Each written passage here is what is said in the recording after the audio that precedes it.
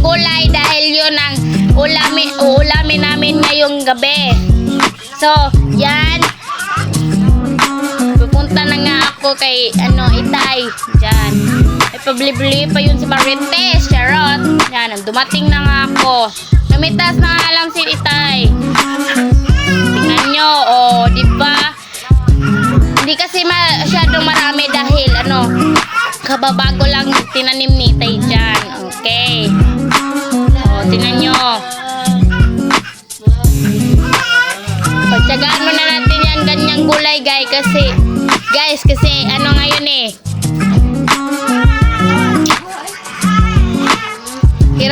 hirap kami sa pera ngayon dahil ginagatas yung kapatid ko, hindi kasi to basta wala na kayo makialam guys. So ganyan, pinitas ng Itay, hintayin lang natin siya matapos yan. O, tignan nyo. O, diba? Tsaka umalis na nga ako dyan nga guys dahil tinignan ko yung watermelon ko. Buhay pa ba siya or patay na? Yan. At may patingin-tingin pas Mari patay. Tumakbo si Mari. Hala, tingin-tingin dyan. Tsaka nandito yung inay ko at yung kapatid ko na sabi ko ginatas. May yan Mari.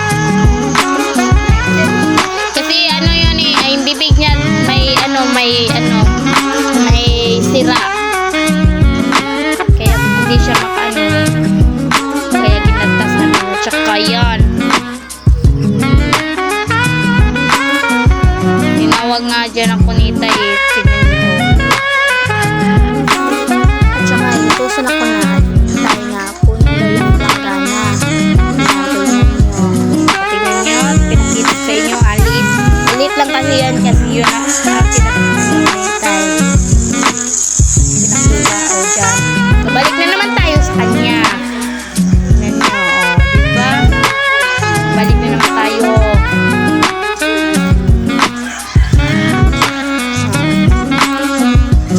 Lakad lang tayo na konti. O, tignan nyo. Pinakagay naman ni Itay dito. O, dyan.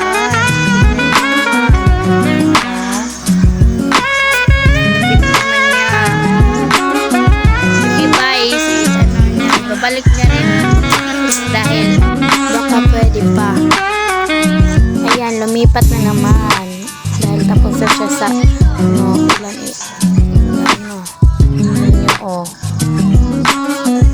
may smile pa nga dyan si Marites pinakita pa nga yung laman may laman ng planggana, ang liit lang may smile pa talaga kulang pa yun at saka anong ginawa niya. Ayan, nagsasalita. Ayan. Yung ko pala, tsinelas na kulay red. Nag-hi pa nga siya dyan. Hindi ako pala. Bobo ko to. Tignan nyo, ito yung kasagingan namin. Ayan. Pa ako, tabi po dyan. Naglakad na nga ako. Tignan nyo,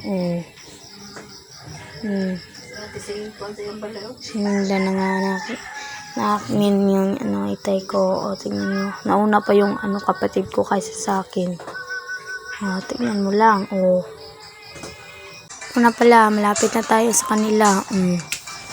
Ay, dumating na ang Marites. Tingnan nyo. Pa sa camera. Susundan na naman natin sila para tayong aso dito. Sunod ng sunod Charot. Tignan mo. Diba? Yan lang kasi yung gagawin. Lungan ng aking kapatid si Itay na magpitas na kamunggay. Dahil yan ang isusubak natin ngayon sa ating karne. Charot. Hindi karne yun ang tawag doon. Basta guys. Yan lang. Tapos yung nakita nyong bahay dyan ay dyan nakatira noon ang aking lolo at lola. Nawala na kasi marami pa tayong daldal ng daldali. Ito yung nasira nilang sa kanilang bahay. Nakapatingin pa nga ako dyan sa mga ano namin marapal. Ano tawag dyan? Marpal. Ano yan? Basta. Susunod naman tayo kay Tay.